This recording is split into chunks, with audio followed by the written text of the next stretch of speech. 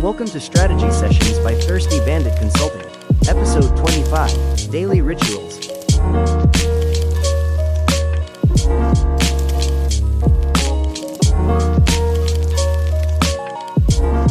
Hello, everybody. This is Corey Kraychek, and I'm here with Rachel Brown for another episode of Strategy Sessions.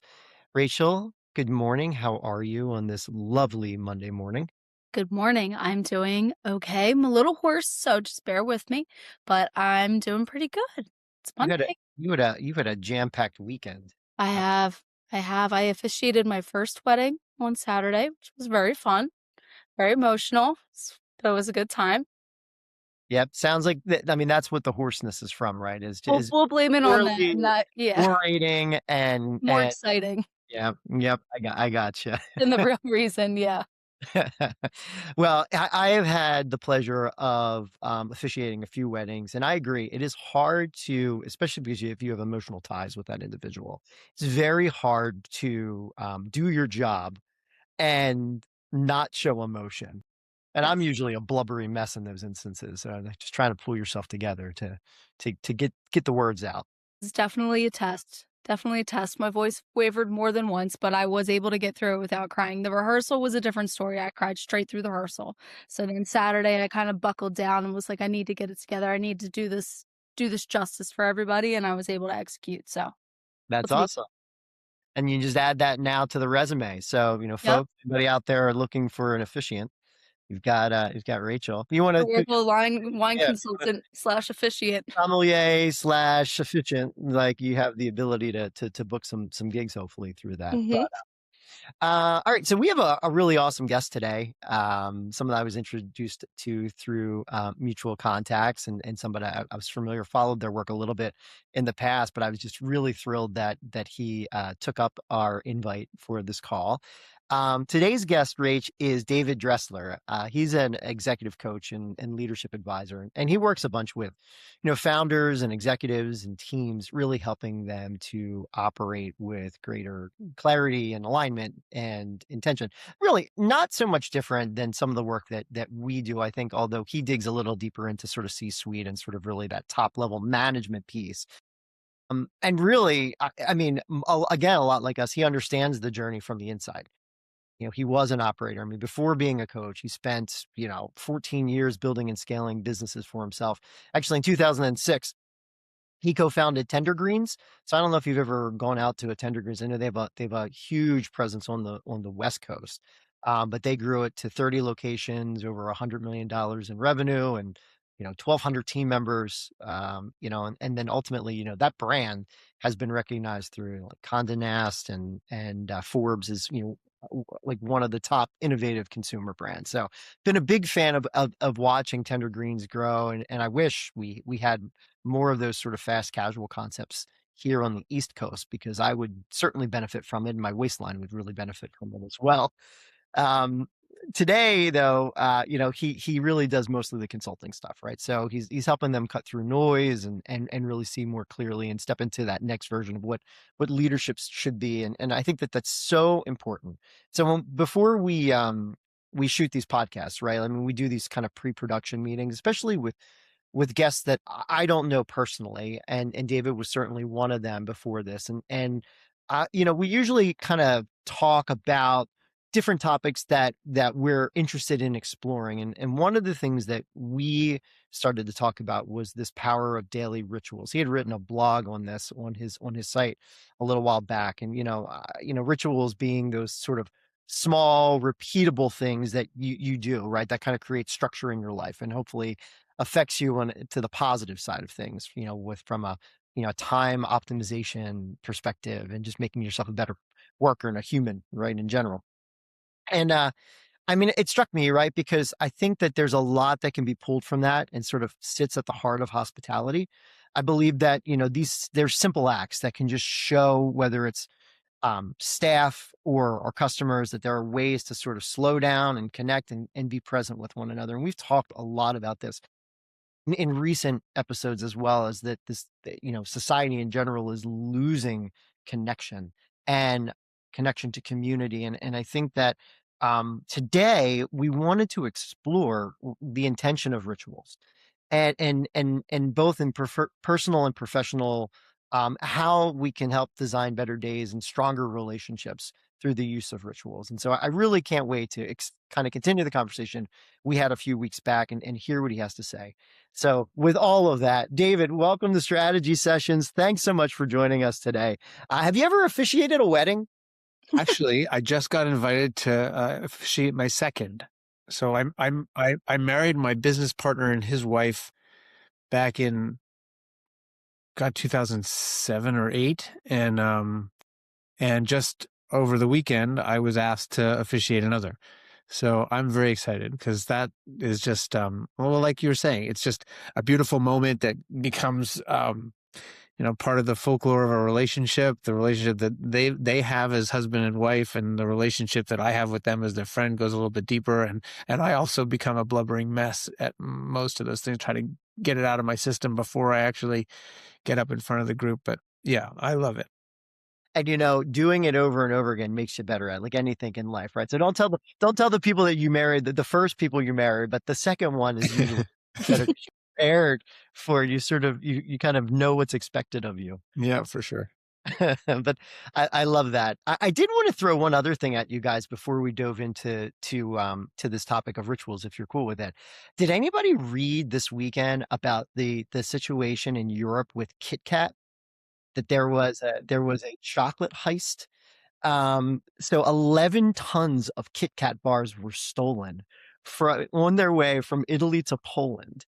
And just because we deal in brand management so much, and David, I know you've touched upon this too. I just wanted to share because I thought that the way that Kit Kat has addressed this from a PR perspective has been fantastic, because they've not gone really into crisis mode. They've sort of embraced it. And so I wanted to read a quote for both of you from their spokesperson, right? So apparently it was 413,793 units of Kit Kat are missing. They don't know where they are, right? I can't wait to tell my son this story. I'm gonna write notes. He's a big fan. Yeah. And so he says the spokesperson told AFP, we're always encouraged. We always encourage people to have a break with Kit Kat, but it seems that thieves have taken that message a little too literally and have made a break with more than 12 tons of our chocolate. I mean, what a fantastic way to spin this. I mean, they're going to be able to swing it. They go on to say that it's not going to disrupt supply chain. They're not going to really experience a big loss here. So what a way to turn a challenging situation into a positive. To be that in demand that somebody had to steal that much of your chocolate. Like, yeah, what a positive spin. That's so funny. Great. So anyway, I thought it was an interesting little bit of news and just timely for right now. When we do our podcast on Wednesday, it's just going to be old news. But this happened within the last 48-hour news cycle. So I thought it was important to bring up to folks. So. No, I love that. For Kit Kat folks out there, you can still get your bars at your local grocer. So don't worry too much. Just not in Poland. Just not in Poland. So if you're planning a trip to Poland, you might want to pack a few when you're in the airport. So anyway, back to the topic at hand, rituals. David, you've described rituals as sort of these anchors, right? That brings intentionality and purpose to your busy days. In your experience in working with executives and founders, what role do these small repeated practices play in helping people stay grounded? And really, otherwise, I think a chaotic world. I think that's a very safe assessment for all of our lives at this point. So, I mean, what have you found? Yeah, so there's usually two entry points for me. This comes up a lot, and maybe you wouldn't think it would with an executive coach, but they're either trying to implement something because they want a particular structure, a particular benefit that they're looking for, or they feel like something's missing and they don't know what that is. So some people have a clear indication because they're super optimized already. We talked about this idea that on Instagram, you can find any number of 6-point plans, 3-point plans, anything that you can do that's a great tool for hacking your weekly schedule. But there's a feeling that's missing, and that's either I start the day and I get out of bed and I'm in the bathroom brushing my teeth and looking at my email, and that's not a great way to start the day. Or between things, I'm rushing from one thing to the next thing, or I'm multitasking in the car and I move from moment to moment without any sense of real mindfulness around it. And so, yeah, they create structure and they create rhythm and they create predictability, but they also create a certain amount of soulfulness, that mindful intentionality about going from one thing to the next with some level of, where am I in this right now? And I think that's probably the thing. It's not just a habit or a task, but it's a meaningful practice that allows people to feel a little bit better and more in control of the day that they're going through. Yeah, I think so often, right? I mean, Rach, we used to joke about this where days go by in a blur and you're like, what did we accomplish today? What did we do? Right? I mean, what and and and that can be both exhilarating but debilitating at the same time, because then you stack days upon days, weeks upon weeks, and you're certainly not living with intentionality. And I think that's a great term, David, to use for that, right? I mean, it allows, I guess, people to be um more structured and more appreciative of how they're using their minutes and hours by instilling some of that discipline in their lives. Yeah, I think it also it forces us to ask the question, well, who do I need to be right now? Not just for the next meeting, but also who do I need to be as I transition out of my workday into my personal life? Who do I need to be? Because I just went through a very difficult conversation with one employee or one team member, and now who do I need to be to show up in this meeting? I would be like, if I just had a big fight with or an argument with my wife, and then I jumped on this podcast, I would be bringing the residue of that into this podcast. So what do I do in between those two things? How do I stretch a little? It's like that Viktor Frankl idea of there's a stimulus and a response, and in between there's a choice. Right? How am I going to behave right now with the greatest amount of intention? How am I going to create a win-win outcome? How am I not going to drag this thing into this thing? And that space allows us to cultivate wisdom, but also have way better results in terms of the thing that we're about to do. It breaks up that fight or flight response of like, well, this is the next task and the next task and the next task. And then often, like, I mean, I'm victim of this, like it snowballs, right? And then it's out of hand. And then by the end of the day, you're kind of overstimulated and overwhelmed. So it's a good practice. I like that. Like, who do I need to be right now to like reorient myself? I think that's like easy, especially in our industry that is so fast paced. It's nice to, I think, maybe to just like have that reminder of like, who do I need to be? I'm going to take that already. Man, we're 12 minutes into this podcast. I'm going to be taking notes on the side too for my personal life. Yeah, not just the Kit Kat notes, right? Yeah. No, we're going deeper than Kit Kat today. Also, not just who do I need to be, but like, what do I need right now? Do I need a glass of water? Do I need some fresh air? Do I need to text and say I need 2 minutes? Do I need to take some breaths? Like that's fundamental to self-care that often gets relegated when our schedule is so stacked. I got 2 minutes. I got 2 minutes to pee, and then I got to be back on another call. That's not a great way to do things. If we can be a little bit more mindful about it and take a little bit more time. I think that's kind of like what leads into like there's so much about optimization and productivity and like longevity and like getting all of these things down, or like your perfect morning like formula. So like you take a more flexible approach to rituals. So how can people design rituals that cultivate presence and joy rather than just becoming an obligation? Because a lot of the times that's what they do, right? Like you lose the atmosphere of what you started this with, and now it just feels like another task to check off on a list. Rachel, I am as guilty as anybody of starting something that I think is in my best interest, and then I have this sort of dogmatic approach to it. Well, I've committed to this now, so I've got to do this thing. And one thing is that we can design something poorly that's based on some Instagram thing that we saw, well, I should do that. Should is a kind of a weird word to use around rituals. It's like, I want to do this because this is exciting and beneficial to me. And then there's the thing where a ritual will outlive its usefulness. And it's because we've made this commitment to do it. We're not asking ourselves the question, is this really what's feeding me? If this is the 3-point thing that I said I was going to do every morning, but maybe it's not what I really need anymore. Maybe it's outlived its usefulness. Maybe it's feeling like just this commitment that I've made. We have to ask ourselves, hey, is this still it? And I kind of see it now, for myself anyway, as more like a Netflix experience, right? Like I watch the show, I watch 1 or 2 episodes, maybe a third. I'm not really into this. I don't have to watch the whole season. I can just relegate this to something else. Okay, this will go on the list of, yeah, I didn't like it, as opposed to continuing to do something just because I said I was going to. Yeah. Wow.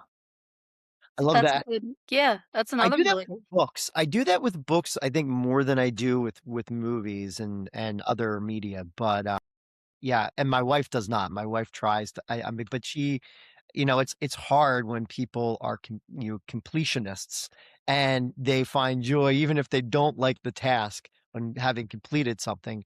However, the repeated activity, you can really fall into traps. Meetings for the sake of meetings. Well, we've always had a departmental meeting at 9 a.m. on a Monday, and well, why do we do that? Well, we've always done that. Well, what is the value in that? Are we getting the most out of everyone, or is it time to rethink that, and see if there's a better way forward? I think that's a great tool that I use with my clients. Well, who needs to be there? What is the purpose of it? How long does it need to be? When does my client actually need to arrive at that meeting? Does my client need to stay for the whole meeting, or can he or she come to the first 15 minutes and then leave? Yeah, What is yeah, best interest of everybody that's spending this time? yep. And ultimately, the best one is, does this need to happen at all? Right, right. I mean, conversely, right, we had one for many years. One of my all hands management meeting, when I was with Chadsford Winery, we used to do sort of an open-ended Tuesday meeting with all department heads to allow them the ability so that everyone had the ability to share what was going on within their department, because for the rest of the week everyone had their own responsibilities and everybody was doing their own thing. And so, but what happened was that there became this obligation to maybe share more than was needed to share. And your meetings would stretch from, 60 minutes to 90 minutes to 2 hours. And then all of a sudden, it starts to become a burden for everyone because people know going into those meetings, well, my whole morning is shot at this point. I know I'm not going to get anything else done, and really started to kind of erode the value of the intentions were in the first place. And so, we intentionally went into that a few years back, setting a harder time limit on those meetings and making sure that we got everything accomplished within a 60-minute time frame. And I think it made a huge difference. It made a huge difference for people. People knew what to expect when they got into the meeting. They knew that they had to speak with concise, clear direction. And as long as the moderator, me, kept people on task, we were able to kind of hit those goals. And when you hit that number, everybody feels like they accomplished something because we got everything in. It wasn't a speed dating kind of scenario. I mean, everybody still felt like they got what they needed out of those meetings, but we all felt, I think, a little bit more efficient and a little bit more productive after the fact. Meetings are a tough one. Meetings are a really tough one. I kind of want to go. I want to shift though from the professional side and talk a little bit more about a few things you mentioned earlier, which is this idea that not just from meeting to meeting, but from work to family, or from daytime to nighttime, right? I mean, those small moments of transition, and why we feel, or why you feel that they're so powerful, for the mindset that you have, and ultimately for those relationships, particularly the personal relationships that you have. Yeah, thank you. So, I think there's like bookends of things, right? So there's the bookends of the day, starting the day and ending the day, and then there's the pivotal moments in between sections of the day. So, from a personal perspective, one of my favorite rituals is starting the day with with meditation. And meditation for me, to go back to that Netflix thing, I would sit in meditation for 15 minutes, and that over time has become more of a shift to a mantra. So, and it's a mantra that I'm writing and editing in real time. So I start my day by sitting quietly and taking some breaths in through my nose, out through my mouth. And then I read something to myself that's a very nurturing thing about me and the way that I live in the world. And it's almost as if I'm digging a new pathway for myself that is different than the 57 years that I've been on this planet thinking a certain way, because I want that to evolve. And if it took 57 years for me to think this way, it's going to take a sustained effort of repetition to think a different way or to modify that thinking. So I start every day with that mantra that I have written and rewritten. And to my Netflix point, there's a point where I'm reading it and I'm like, no, that's not it anymore. And I'll cut and paste that to the bottom, so that it flows more in, like, this is what's filling me up. So if I have that as a start to the day, in addition to some breathing and maybe some sunlight, and also it's nice. We have two young kids, and when we can get up in the morning before they wake up and spend a little time connecting, my wife and I, about our day or about the week, that feels great. And then when I finally sit down to my desk to start the day with, the normal productivity hacks of what are the 3 things that I have to absolutely get done today, but also how do I want to show up with my first client, and how do I want to be of service today, and who do I really want to connect with, and asking myself a few questions like that, so that when I start the day, I'm already feeling like I'm anchored in who I really want to be and how I want to show up. That's great. Then between clients, I'm doing the same thing so that I make sure that, well, am I going to have time to have some lunch today? Am I going to have time to connect with somebody? Am I going to be able to do that? And then I think one of the things that we talked about was this end of day. Not only, like, what did I learn and how could I have done better and what's tomorrow look like, but who do I want to show up as when I can hear my kids down the hall and I'm about to go out there? How do I want to show up? How do I want to show up for my wife? Do I want to be the beleaguered, stressed out guy that didn't get all the things done? Or do I want to be a guy that's, asking them about them and being curious of them and making fun? And then at the end of the day, checking in with myself, another mantra, maybe a few questions, a chance to go to bed and have the intention that whatever I'm working through in my mind will be worked out in my sleep, and that I'll wake up refreshed and feeling like a magnet for all the things that I want in my life and for my family. When you write your mantra, or revise your mantra, does that typically happen the post meditation session? So you're giving yourself 15 minutes, and then you're thinking about all the things you thought about during meditation, and then you're looking at your mantra after meditation, and then making sort of edits to see if you're still in line with where you want to be. Yeah. So in my meditation, I'm typically trying not to think about anything, or Okay. I'm allowing whatever thoughts come and to go. But when I'm doing my mantra, I'm reading this thing um, that is the collection or the amalgamation of things I've read, things I would like to say to myself, and wishes for myself, wishes for my family. And that stuff, as I'm reading it, I'm noticing that it's resonating. And the way that I know that it's resonating is I'm not just reading it, I'm saying, yeah, hell yeah. Or I'm actually having a dialogue with it. Or I find myself saying, yes, thank you. Thank you. That's amazing. Thank you. That's exactly what's happening right now. And so as long as I know that there's like a resonant conversation happening, which sounds a little crazy, I know that this thing is useful for me because it's an affirmation, a confirmation of that which I most aspire to, that which I'm grateful for, that which I find illuminating, that which is expansive to me. To be able to say those things to myself is a really, really great way to affirm the day. That's fantastic. I love that. Rach, do you do any morning or daily rituals to sort of center yourself and No, and I've tried, but I think I've run into the Netflix issue where it's like, it sounds good in practice, or I'm watching other people do it and like, well, it feels good for them. Well, it should feel good for me. And then trying it on and being like, well, this isn't like right. Like it doesn't feel good. And I've never really had the thought process to be like, maybe I should just try to flip to something else. It kind of always has come at a level of defeat of like, well, everybody else seems so happy doing this. Like, why don't I feel the same way, or why can't I stick to it? I think it's really hard, especially with like how in tune we are to everything that's happening in the world. And there's so much on social media. And it's like, well, other people feel good. Why don't I feel good? So I would love to get there eventually. I would love to figure something out. Yeah, Can I recommend a book? Always, please. Okay, so I had this amazing experience of going into a store to get a smoothie, and on the bookshelf in this store, there were a lot of books that were spine facing out, and one book was facing the front of the book was facing out, and it was called "Love Yourself Like Your Life Depends on It." Kamal Ravikant. It's a simple book. Right? I think it probably started out as, I think he even says it started out as a pamphlet, and he expanded it into a book.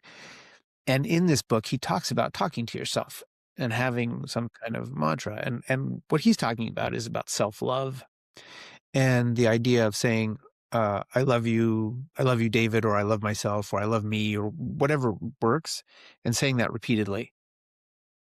And so I when I read that book, I thought, okay, that's something to add to my daily mantra. That's a beautiful thing to add. Why not? And then I read a book. I read another book, and there was something in it that said, "Yeah, that's a nice thing to say to myself." So I added that. And over time, I even asked Claude, "Hey, weigh in on I want to any nice things about blah blah blah," and Claude had some ideas, so I put those in. And then after a week or 10 days of reading it through, I was like, "No, that's not quite it either." And so it becomes like a recipe Yeah, that you personalize, right? Some of it's your own, some of it's somebody else's, and as soon as it doesn't fit, knock it out. You could all come back around to it. That's why I don't want to erase them. I just cut and paste them to the bottom. that's a good thought. I like that a lot. That's really cool. it's applying a lot of the strategies, a lot of the things that we do with clients, Rach, when we're looking at strategic planning. And we spent a good amount of time, obviously, also talking about emotional design this season. And you know, reading a business's mission statement and value statements and vision, and understanding that what may have made sense for that business 3 years ago, 5 years ago, no longer makes sense. And quite honestly, those strategic planning processes should not be happening every 3 years or 5 years. They should be happening daily or weekly or monthly, or at the very least annually, where you should be looking and saying, are we still this organization? Do we still aspire to be this organization? What are our values? What's our core business? Is it reflective of what we got into business in the first place? And what emotions are we looking to embrace? And what do we want our consumers to feel? And that self-reflection, right? Applied within an organizational sense is the same. Again, it works kind of both ways. If you look inward within yourself, or you look within an organization, you're achieving the same results, which is we're all a constant work in progress, right? Every, there's no one's like, well, we're done. We did it. We figured it out. Right. I mean, every day comes with new challenges. And the best of us will be the ones that critically assess, aud, identify, and revise and repeat. Yeah, Corey, it seems like there's this idea that your values are unchanging and have to remain the same, and it's anathema to think about them changing, almost like, well, what will the team do if we change our values? But values are not just about who we are, but who we aspire to be. A value is a support mechanism, right? And a value turned into an operating principle is like, this is how we live, and this is how we live, not just because, but also because of who we want to become. The vision of the company needs to be tied to values that are also not aspirational, but provide incentive if we behave this way, we'll achieve what we want to achieve. Yes. Right? And Agree. that's an amazing thing to look at yearly, and then to apply what I call creative destruction to things on a quarterly basis. Hey, what's working? What's really filling us up? What's not working? Netflix. Let's switch. Yeah. Yeah. You're right, though. I mean, I think that just like in our daily lives, organizations probably more so get so entrenched to what they think is the right way as opposed to being open to adjustment. It is not a sign of weakness to recognize that you need to change. No. What are the three most powerful sentences a leader can utter? I don't know. I was wrong. I changed my mind. Yeah. Yeah, absolutely. Absolutely. And we've all been there. We've all been around, unfortunately, we've all been around managers and leaders that take sort of the opposite approach to this. We mentioned this actually in our last podcast, but David, I think you would find it really interesting. One of our upcoming guests does hospitality consulting work, and she's really focused now on operating in the gray. You know, sharing with staff that yes, we have SOPs and we have these tools that are delivering a consistent brand experience. But every single day, you are met with decisions where you need to function within that gray space and be adaptable in nature. And I think that takes it into almost like that real time perspective where you have to make some decisions on the fly as to, am I going to follow what the book says, or am I going to follow what the right thing to do is? And is that in line?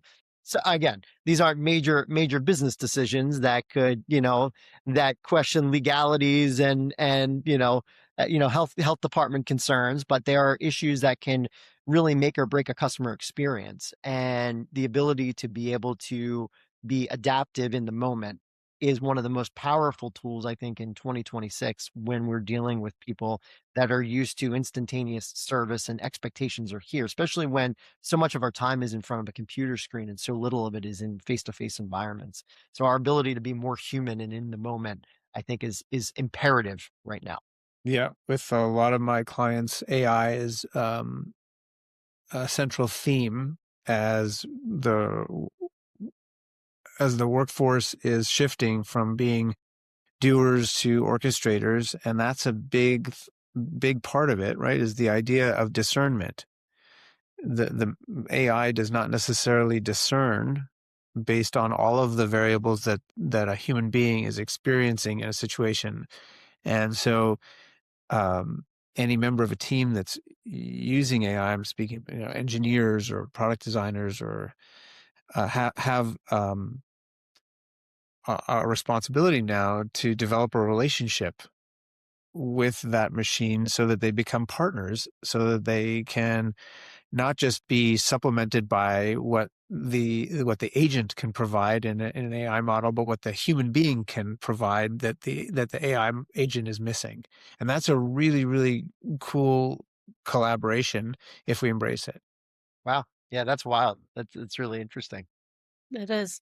I think too, like now, like as we're shifting, like from personal rituals, and then like we have to kind of talk too, I think maybe like about the collective experiences. So like you have your family dinners, but like when you go into hospitality and you start like going into venues and welcoming guests in, what what can organizations or like leaders of different teams, like what kind of rituals can they create that help people feel like more connected and like that it's more intentional in those shared environments? Coming out of the restaurant business, I think that one of my favorite rituals was the pre-shift meeting. And that can be done as a point of information, one-way information. Here are the specials today. Here's what we're 86th. Here's what you need to know, and we need you to fill out your blah, blah, blah form.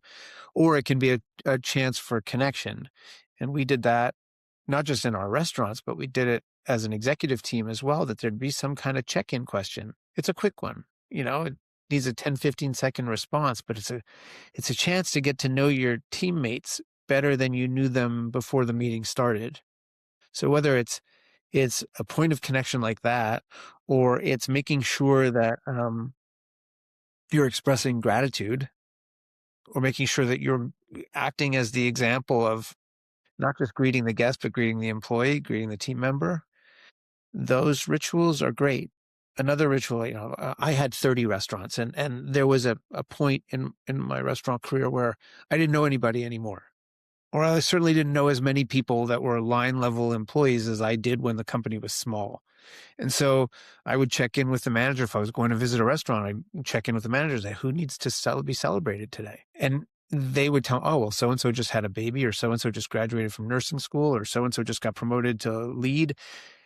And I'd walk up to that person and give them that congratulations or that acknowledgement. And they were thinking, well, how does he know this? Well, that's my Wizard of Oz moment. But the point is that we had an intention to go in and create fun, not to be the guy that came in and found out that the ice machine had red mold in it, the guy that brought fun to the situation, the guy that brought some levity and some joy.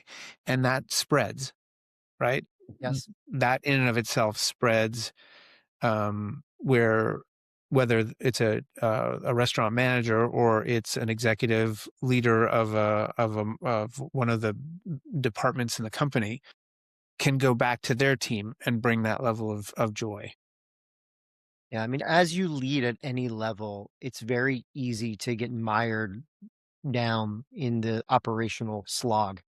And you begin to lose sight of, one, why you're there in the first place, and two, why people are there beyond the paycheck. And it's imperative to create systems and shared environments where your employees are working for each other because they believe in a slightly greater good than, well, this is just the job I do, and this is just this is just a means of me receiving a paycheck every week or every 2 weeks. And so I find that a lot of times, if you're able to instill that joy, and it starts with you, um it is infectious. It can be infectious. Why not? It even helps you identify prospective candidates for open positions in, I think, a different light. If you kind of go into those looking at candidates and seeing what their disposition is, how that disposition will be on the floor. It's the intangibles that we always talk about, I think, are so important, but you need that in order to be able to see the reaction in real time, and then to continue to build that level of trust and joy in the workplace. Love that.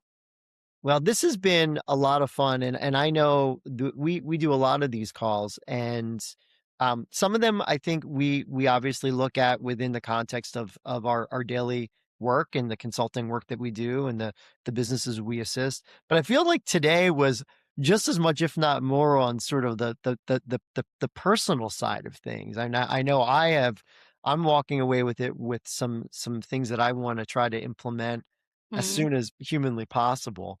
Yeah, me Rach, I too. think you see the same boat, Me right? too. Me too. But they're obvious things, but until you talk through them and understand the power of them and understand, I think we all want a little bit more of our time back, Mhm. right? To spend on ourselves, and that makes us better people to the beings around us. And David, you do a great job of just sort of breaking it down and making it very digestible for Mhm. all of us that are kind of struggling with this internally. So I think with that being said, David Dressler, please, if you have a moment, he's got a phenomenal website. It's just his name, right? DavidDressler.com, I believe. Is that correct? Or it's Dressler. .co. .co. Did somebody squat the .com on you? Or No, I honestly don't remember. I just thought .company sounded cool, so that's what I. yeah, .co does sound, you're right. .co does sound better. So DavidDressler.co. Don't put the M. Who knows where you're going to go if you put the M in there. Right? But your blog is a great read, and I think it gives folks a great idea of the things that you're thinking about when you're thinking about yourself, and you're thinking about the people you work with. But the service you provide is definitely one that I think more organizations need, which is kind of critically assessing, their place in the world and who they are. So we appreciate the work you're doing out there. Thank you, Corey. That's really nice of you, and thank you, Rachel. Of course. Appreciate it. Of course. All right. Well, that's going to do it for this episode of Strategy Sessions, everybody. Be kind to yourself this week, please. And, maybe treat yourself to a Kit Kat at some If you can find one. point. All right. Cheers, everybody. Cheers. Bye.